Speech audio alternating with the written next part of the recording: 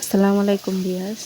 Broiler মুরগি কিভাবে রান্না করবেন, ভুনা করবেন সেটাই আমি আপনাদেরকে দেখাবো। প্রথমে আমি কড়াইয়ে পরিমাণ মতো তেল দিয়ে পরিমাণ মতো পেঁয়াজ কুচি দিলাম। পেঁয়াজটাকে আমি আধা ভাজা করে দিব, সাদা এলাচ তেজপাতা দিয়ে ভালো করে নেড়ে ছেড়ে নেব। এরপরে আমি দিয়ে দেব আদা রসুন বাটা পরিমাণ মতো। আবারও আমি ভালো করে নেড়ে নিচ্ছি। দিব স্বাদ মতো লবণ,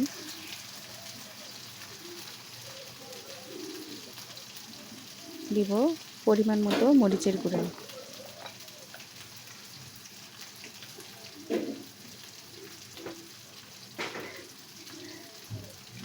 দিব গরম মশলার গুঁড়া 1 চা চামচ, হলুদের গুঁড়া পরিমাণ মতো,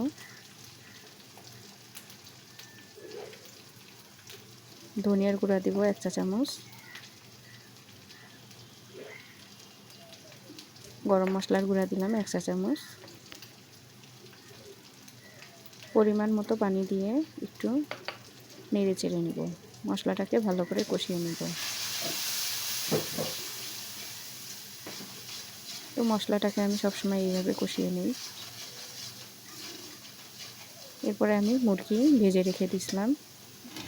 তো মুরগিগুলো ভেজে রান্না করলে কাঁচা গন্ধটা থাকে না। তো মুরগিটাকে ভালো করে নেড়ে চেড়ে নিচ্ছি। তো আপনারা সবসময় ব্রয়লার মুরগি ভাজে রান্না করার চেষ্টা করবেন। তো ব্রয়লার মুরগি ভাজে রান্না করলে গন্ধ থাকে না। তো এইভাবে আমি মুরগির মাংসগুলোকে খুব ভালো করে কষিয়ে নেব। তাই আমি 15-16 মিনিট কষিয়ে নেব। আমি এখানে আলু দেব না মুরগির মাংসের মধ্যে। তো আমি 5-6 মিনিটের মতো ঢেকে দিয়েছিলাম মুরগির মাংসগুলো সিদ্ধ হওয়ার জন্য। তো ঢাকনা খুলে আমি আবারও নেড়ে নিচ্ছি। খুব ভালো করে আমি কষিয়ে নিচ্ছি। তো যতক্ষণ কষা হয় নাই ততক্ষণ আমি কষিয়ে নেব মুরগিটাকে। আর অবশ্যই আপনারা ব্রয়লার মুরগি ভালো করে কষিয়ে নেবেন যেন গন্ধ ভাবটা চলে যায়। তো আমি এভাবে মুরগির মাংস ভুনা করব। তো আমার এই রেসিপি আপনাদের ভালো লাগলে অবশ্যই আমাকে সাবস্ক্রাইব করে পাশে থাকবেন। তো দেখবেন আপনারা এইভাবে যদি মুরগির মাংস ভেজে ভুনা করেন, আপনারা একবার খাইলে বারবার খেতে ইচ্ছা করবে। তো আমার এই রেসিপি আপনারা ফলো করে বাসায় একবার হলেও ট্রাই করবেন। তো আমার মুরগির মাংস রান্না করা শেষ।